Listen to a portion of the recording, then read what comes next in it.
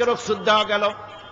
অন্ধ যখন হেঁটে যাচ্ছিলেন, নবীজি তাকে আবার ডাকলেন, ডেকে জিজ্ঞেস করলেন, অন্ধ, নামাজের মসজিদের আজান কি তোমার কানে যায়? বলে, হ্যাঁ, আমি আজান শুনি। হুজুর বললেন, আজানের জবাব দিবা, মসজিদে এসে জামাতে নামাজ পড়বা। একজন অন্ধকে রুখসত দেওয়া হয় নাই। মসজিদে আজান শোনার পর ঘরে বসে যদি নামাজ আদায় করেন, নামাজের হক আদায় হবে না। হুজুর সাল্লাল্লাহু আলাইহি ওয়াসাল্লাম বলেছেন, মসজিদে আজান হওয়ার পর যে ব্যক্তি ঘরে বসে নামাজ পড়ে, আমার ইচ্ছা হয় ঘরটা আগুন দিয়ে জ্বালায় দেই। কে বলতেছেন? রাহমাতুল লিল আলামিন বলতেছেন। রাহমাতুল লিল আলামিন বলতেছেন, ঘরের মধ্যে যদি মেয়ে লোক আর বাচ্চারা যদি না থাকতো, তাহলে আমার ইচ্ছা হয় আমি বলি, আগুন দিয়ে ঘরটারে জ্বালায় দাও। এই ঘরের মহব্বতেই তো সে বাইর হয় না। নামাজের এত বড় গুরুত্ব দেওয়া হয়েছে। আমার বন্ধুগণ, এই নামাজের জামাতি আল্লাহর নবী জীবনের শেষ নামাজ জামাতে আদায় করেছেন। জীবনের শেষ নামাজটাও জামাতে আদায় করলেন। তখন তার এমন অবস্থা, এত অসুস্থ, দাঁড়াতে পারেন না, হাঁটতে পারেন না। দুইজন সাহাবীর কাঁধের উপরে ভর করে তারপরে বহু কষ্ট করে মসজিদে গিয়ে নামাজ আদায় করেছেন। খুতবা দিয়েছেন, বললেন, খুতবা দিতে গিয়ে বললেন, আজ থেকে মসজিদে নববীর চতুর্দিকের সকলের দরজা বন্ধ হয়ে যাবে, শুধু আবু বকরের দরজাটা খোলা থাকবে। আল্লাহর নবী বললেন, আল্লাহ রাব্বুল আলামিন এই পৃথিবীতে তার এক বান্দাকে জাগতিক সব সম্পদ দিতে চেয়েছিলেন, কিন্তু সে বান্দা সব জাগতিক সম্পদকে উপেক্ষা করে মাবুদের সঙ্গে দেখা করা বেশি জরুরি, বেশি পছন্দ মনে করেছেন। এতটুকুন কথা নবীজি বললেন, কেউ কিছু বুঝলো না। হযরতে আবু বকর রাদিয়াল্লাহু তাআলা আনহু হুজুরের এই কথা শুনে কাঁদতে কাঁদতে তিনি অস্থির হয়ে যাচ্ছেন। সাহাবীরা চিন্তা করলেন, হুজুর কান্না কার কথা বলেছেন, তাতে কান্নার কি আছে? বয়োবৃদ্ধ, জ্ঞান বৃদ্ধ হযরতে আবু বকর রাদিয়াল্লাহু তাআলা আনহু বুঝতে পেরেছেন, এই পৃথিবীর সব সম্পদ তো আল্লাহ হুজুরকেই দিতে চেয়েছিলেন। তিনি সমস্ত সম্পদকে উপেক্ষা করে তার মাবুদের সঙ্গে দেখা করার জন্য প্রস্তুতি নিয়েছেন। তার মানে হলো আল্লাহর নবী বিদায় হয়ে যাবেন, আমরা নবী থেকে এতিম হয়ে যাব। নবীজি ঘরের মধ্যে প্রবেশ করলেন, প্রচন্ড জ্বর এলো। এই প্রচন্ড জ্বর নিয়ে তিনি শুয়ে আছেন, কখনো বেহুশ, কখনো হুশ। এর মধ্যে এশার আযান হয়ে গেল। সাহাবীরা বহুক্ষণ অপেক্ষা করে হযরত আবু বকরের ইমামতিতে নামাজ শুরু করলেন।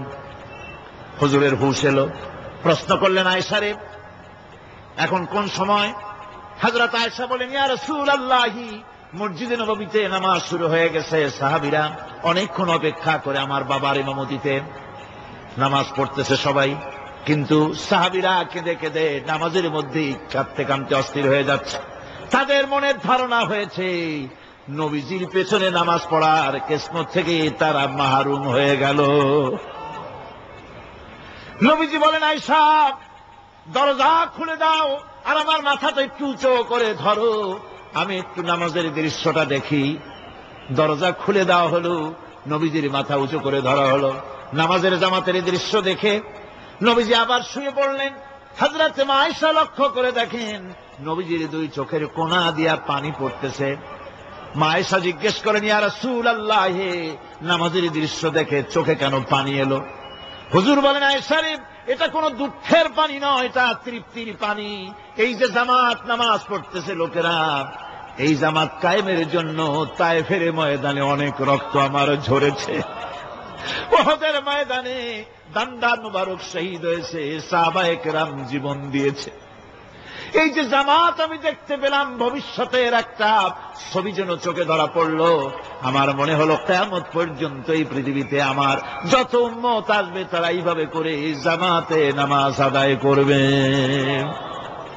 নবীজির মাথার কাছে মালাকুল মউত যখন এসে গেছেন, আমার ভাইরা, এই পৃথিবীতে যত নবীরা এসেছিলেন, মৃত্যুর সময় সমস্ত নবীরা শেষ কথা যেটা বলেছেন, হাদিস, সমস্ত নবীরা উম্মতের জন্য মৃত্যুর মুহূর্তে শেষ কথা যেটা বলেছেন সেটা হলো আসসালাত, আসসালাত, নামাজ, নামাজ। আমার নবী যখন বিদায় হয়ে যান, বিদায় মুহূর্তে মেয়ের কথা বললেন না, কলিজার টুকরা নাতির কথা বললেন না, জামাইয়ের কথা বললেন না, স্ত্রীর কথা বললেন না, মৃত্যুর সময় শেষ কথা বললেন, আসসালাত আসসালাত ওয়া মা মালাকাত আইমানুকুম, নামাজ নামাজ, আমার উম্মতেরা নামাজ, আমার উম্মতেরা নামাজ ছেড়ে দিও না, নামাজ।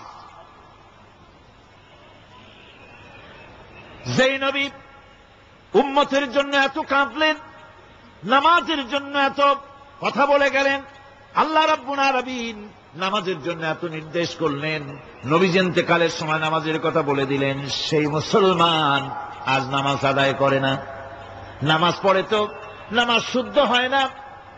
হযরতে হুযায়ফা রাদিয়াল্লাহু তাআলা আনহু তিনি একবার ইয়েমেন সফর করেছিলেন, এক মসজিদে নামাজ পড়লেন, একজনকে তিনি নামাজ পড়তে দেখলেন, নামাজ পড়তে দেখে তিনি অপেক্ষা করলেন, লোকটার নামাজ হয়ে যাওয়ার পর তিনি প্রশ্ন করলেন, আল্লাহর বান্দা তুমি কতদিন এরকমের নামাজ পড়তেছ?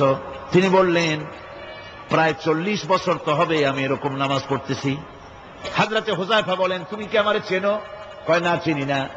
হযরত হুযায়ফা বললেন, আল্লাহর বান্দা শোনো, আমি হচ্ছি আল্লাহর নবী মুহাম্মদুর রাসূলুল্লাহ সাল্লাল্লাহু আলাইহি ওয়াসাল্লামের সাহাবী হুযায়ফা।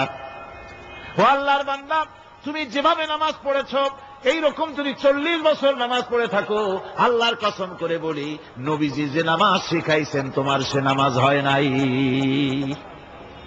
রাসূলুল্লাহ নামাজ হয় নাই। নামাজ পড়লেই হবে না, রাসূলুল্লাহ বলেছেন, সাল্লু কামা রাআইতুমুনি উসাল্লি, নামাজ পড়ো সেইভাবে যেভাবে আমারে পড়তে দেখো। বিশ্বাস করুন ভাইরা, নামাজ যদি না হয়, হরতাল করিয়া, মিছিল করিয়া, বিক্ষোভ করিয়া, যে কোনো আন্দোলন করে ইসলামকে বিজয়ী করা যাবে না যতক্ষণ পর্যন্ত নামাজ সহি না হবে। নামাজ হচ্ছে ফাউন্ডেশন, নামাজ নাই কিচ্ছু নাই। ঠুকঠাক করে 2টা সেজদা দিয়ে উঠে যাবেন, আপনার ইসলামী আন্দোলনের 4 পয়সার দাম নাই। নামাজ আগে, জিহাদের ময়দানেও নামাজ, যেখানে আছেন ওখানেই নামাজ পড়তে হবে, আর তা পড়তে হবে আদবের সাথে, মুহাব্বতের সাথে।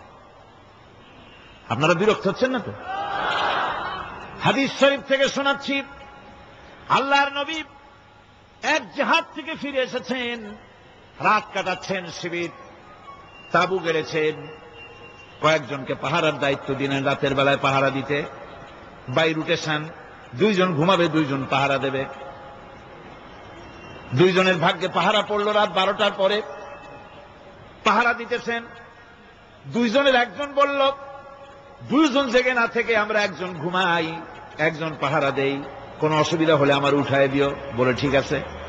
একজন ঘুমায় গেল, একজন পাহারা দিতেছে। তিনি আবার মনে করলেন খামোখা দাঁড়ায় না থেকে সময়টা নামাজের মধ্যে কাটায় দেই, তিনি নামাজ পড়া শুরু করে দিলেন। দুশমন এসে গেছে, দুশমন দূরে দেখতেছে, একটা গাছের মতো দেখা যায়, অন্ধকারে মানুষ না গাছ বোঝার জন্য তীর নিক্ষেপ করলো। তাইটা এসে তার বাম হাতের ভিতরে বাহুতে ঢুকে গেল, নামাজ ছাড়লেন না। এরপরে দুশমন আরেকটা তীর মারল, সেই তীরটার ডান বাহুতে লেগে গেল। সাহাবী তাড়াতাড়ি রুকুতে গিয়ে নামাজ আদায় করলেন, আর ওই দুশমন বুঝতে পারল যেটা মানুষ। দুশমন দৌড় দিল, নামাজ শেষ করে সাথীকে উঠালেন। সাথী উঠে দেখে 2 দিকে 2 তীর বসানো। ভাই